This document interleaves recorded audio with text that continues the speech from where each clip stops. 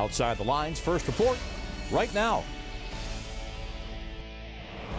First run to the net, bumped down by Earhart, score!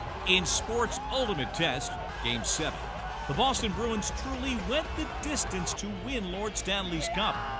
We came in with the mindset that we weren't going to be denied, and that's exactly what happened. The return of that silverware after 39 years takes its place with other recent moments in Boston's heart. This town be waiting for this for so long. And the Patriots are world champions again. Anything's possible! No city has ever done this in such a short span. But in Vancouver, the Bruins' win over the Canucks ignited a full-scale downtown riot that had its root in a similar incident 17 years ago, and the invitation for fans to converge outside the arena for Game 7. How and why did this all go down? Also today, Here comes Reyes, the throw to Hudson, the tag, safe! since his embattled owner publicly capped what Jose Reyes might expect to make to stay with the Mets, he's gone on an epic tear, lifting the team from irrelevance to the edge of wild card discussion. What is Reyes worth? What can the Mets afford to think about paying him? All of that, all today, Outside the Lines.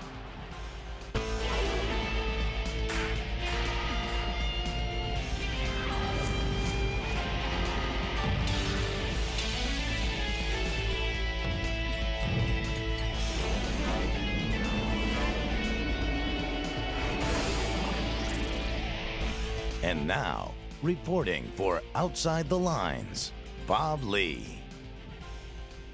Inside Rogers Arena last night, the ultimate test of sporting will, Game 7, followed by the greatest tradition in the world, the Stanley Cup handshake line. But the Boston Bruins traveled 2,600 miles and in the ultimate game shut down the Vancouver Canucks. That was epic, and epic enough. But that moment also closes the bracket on an unprecedented span of success in the city of dirty water and the Old North Church. Ahead, we will consider this age of Boston, but what happened outside Rogers Arena in the minutes after the Canucks loss was a too familiar social blot, given extra velocity in this age of social media. A riot through downtown Vancouver, which took police 4 hours to contain. At least 3 persons stabbed, at least a dozen vehicles, including 2 police cars, attacked and destroyed or heavily damaged. Police were targeted, debris and objects were thrown at them. Concussion grenades, tear gas employed by the authorities. There was looting and the breaking of plate glass windows. Bridges to downtown were closed to prevent the influx of further people, and reinforcements called in from the RCMP. This is wrong for the city. This isn't the reputation we want. After the Olympics, we did so much to bring this city to where it is today. And this is what we do now. This is not what the city wants. This is not what the people want. This is wrong. I'm embarrassed. And within the hour, the Canucks releasing the statement. Canucks Sports and Entertainment encouraged our fans all season long to celebrate responsibly. The pride our fans showed in our team throughout the regular season and playoffs was incredible. The statement continues, we are grateful for that support.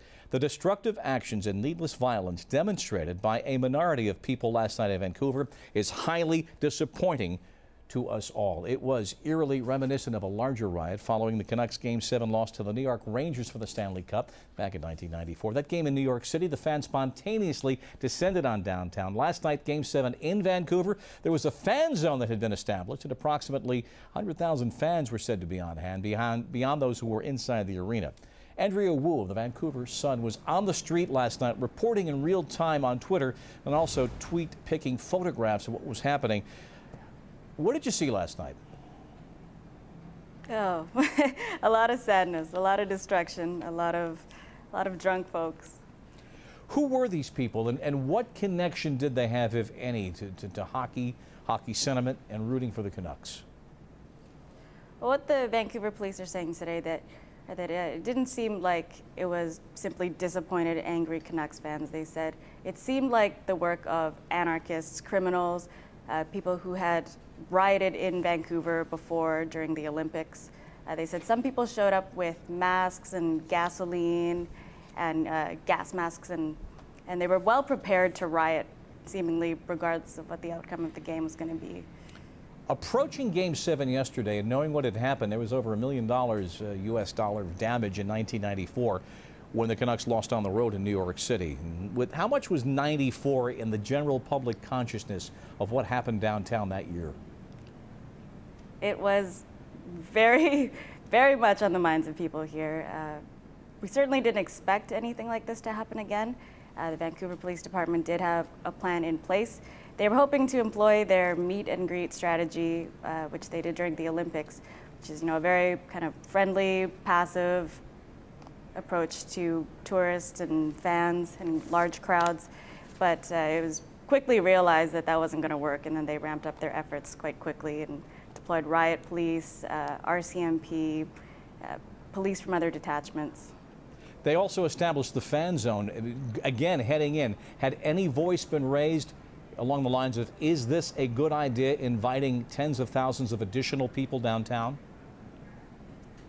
Well, we did have the 2010 Winter Olympics, and I think that it might have given us a false sense of security in a way. I mean, we had prepared for this. We have had large crowds like this before. Every game leading up to Game 7 has been very peaceful. I don't think anyone expected something like this to happen again. I understand by the thousands people have signed up to clean up. Tell us about that. Right. Well, that's the power of social media. I mean, after everything happened, just looking on Twitter, Facebook, the overwhelming response was that everyone was very disappointed, very embarrassed that this was happening in our city. Clearly, it was a small minority who were responsible for this.